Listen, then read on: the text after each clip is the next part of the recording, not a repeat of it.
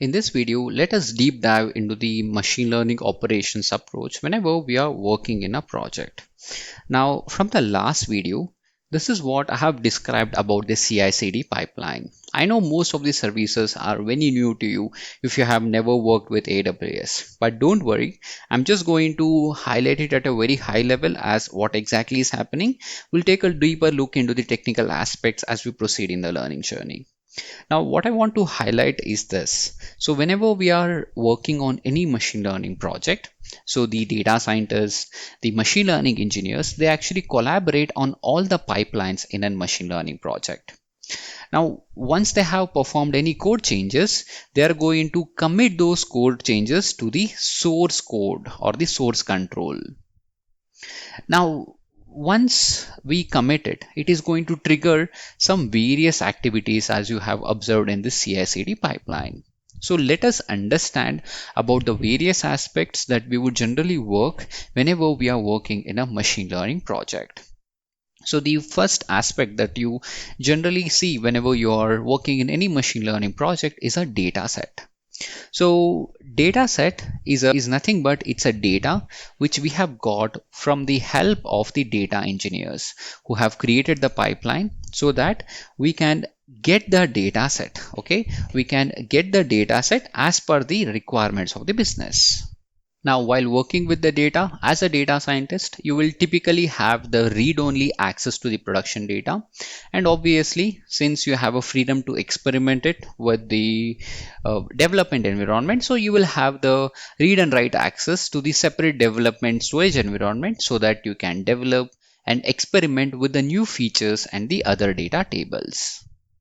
Okay, now once you get the data set, that is raw data set, so the next thing that you would do is exploratory data analysis, that is the EDA step. So at this point of time, as a data scientist, you're going to explore and analyze the data in an iterative fashion. Sometimes, depending on the tools that are available, you'll also do the analysis in an interactive way as well. Now, this is used to assess whether the data that is available to us has the use case or has the ability to solve the business use case in mind. And this is where we begin thinking as what data preparation and the feature engineering approach that we have to apply it on the data set so that we can effectively train the model. So this is a common step that you know in machine learning.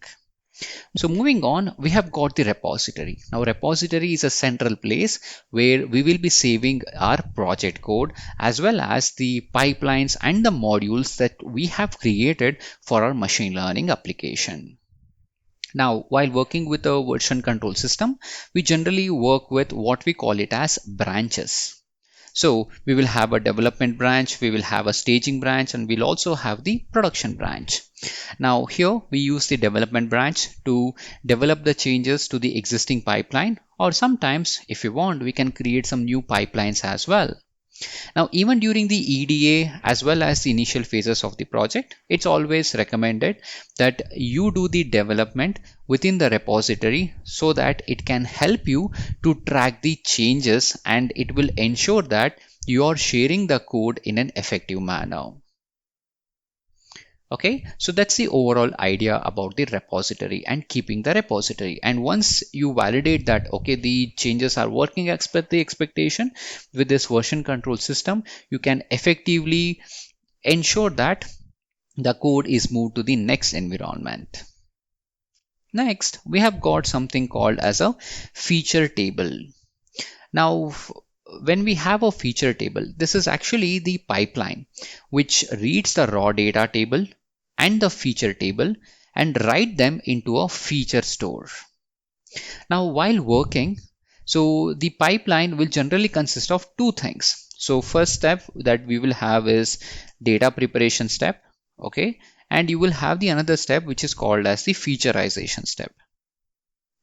Now, in case of this data preparation step, you are going to check and correct for any quality issues that you would observe in the data set so that you can apply the featureization. And then when I say featureization, so in the development environment, you are going to create new features and update the featureization technique that you have mentioned, that is the feature engineering technique that you have actually created for a given set of data, and you will test it. And once you do all those changes, what you will do is you will write those feature tables into a development storage. And these feature tables can be generally used for model prototyping. Now, once this feature engineering is actually promoted to production, these changes will affect the production feature tables. So the features already available in the production feature tables can be read directly for the deployment. So that is the overall idea about this feature table refresh. Now, when I say feature table refresh, it's a central place where you will track the features that you will be using it in the machine learning training. Okay, now the next aspect that we have got is the model training. Now at this point of time, so you will be creating the model training pipeline. You will be involving the steps like training, tuning, evaluation, and also ensuring that you are taking care of the model output and the artifact. So training and the tuning, it would include like generally reading the features from the feature store, and then once you read the data from the feature store, you will then go ahead and apply the training using the various machine learning or the deep learning algorithm, perform the hyperparameter tuning so that the final model is logged into the model registry. Then you will perform the evaluation using the test data or the held out data set, and then you will ensure that you are going to track the model outputs as well. Okay, so these are the key aspects in the model training phase. Then once you have done the training, let us assume that you have performed the training in the development environment. Now once the code changes in your individual system is completed, you will then go ahead and commit the repository so that the development branch will have the updated code. Then you will perform the integration test in the development environment. And once you are satisfied with the test that you are getting in the development environment, you will then go ahead and merge the code with the staging branch.